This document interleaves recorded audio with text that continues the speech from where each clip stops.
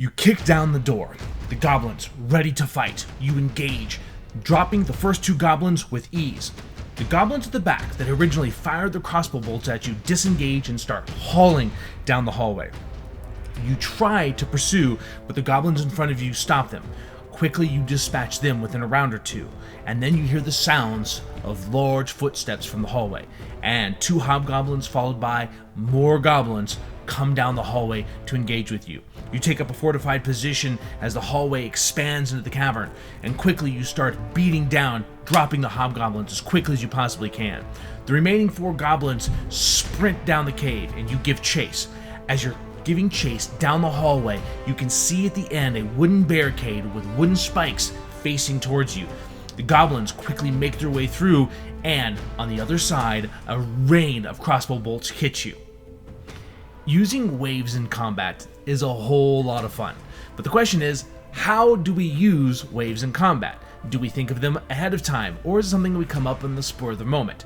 The thing is once you have an idea of how to use waves in combat, how to use them becomes easy. You can start applying them on the fly to make any encounter either more difficult or easier depending on what you need with your current party. So let's talk about the ways to use waves in your encounter. 1. Bring in wave 2 before wave 1 ends. Now this is something that I've always enjoyed doing, because if you have a wave end, like the encounter ends and then more people show up, a lot of times that feels a little forced. So the one thing that we always want to make sure that we're doing is introducing a way of transitioning between the waves before that goes, awry. The other thing you can do is have a creature dash to get reinforcements. You have the battle begin, right? Your players drop 2 guys right off the bat. Okay, well, this isn't going to go according to plan, but I just don't want to bring more people in. Maybe the clutter of combat or the sound of combat brings them in, but you can actually send your reinforcement gatherers basically away. Now, what this does is this gives your party a chance to actually take out those runners. Sometimes a good archer or a good mage can take down those runners, and it stops that second wave from coming in, allowing your players to regroup and allowing you to kind of concoct an idea of what that second wave is going to look like.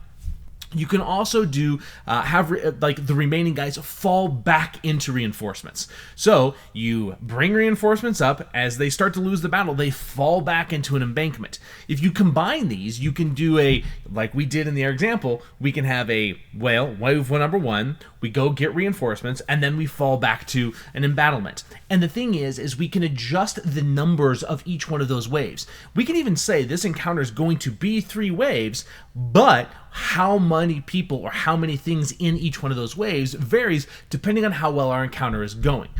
Now, one of the things that I've always really enjoyed, which is kind of one of the final things of using waves, is summons.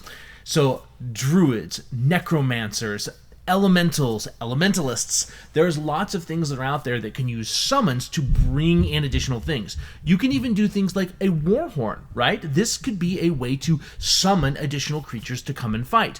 There are lots of ways to summon, to call for reinforcements, to bring other people in. A sounding call, a mage, maybe someone has a natural ability, including like the Aarakocra can spend 3 rounds and summon an air elemental.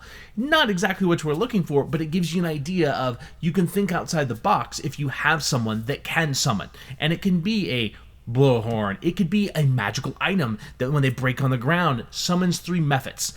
A way to introduce things into your encounters that weren't there before. And then the final way is to introduce a third party fighting both groups. Very complicated, and you kind of have to take some leniency on how that works. But if you kind of give you an example, imagine goblins and your party clashing together, and then zombies come in from the trees, attacking whoever's closest. This can actually give your players a way to position themselves to get the zombies to attack the other one. So this is a whole lot of fun to use and can introduce a lot of amazing waves in there.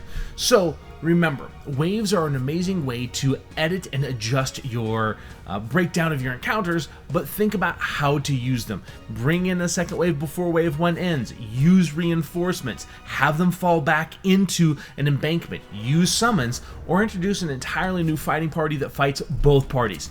And remember, don't roll to attack from the third party to your players. Decide what happens there.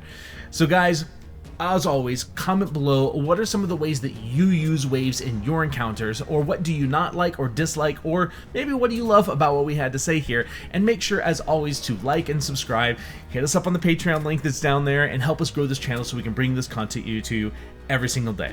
As always, we'll see you next time.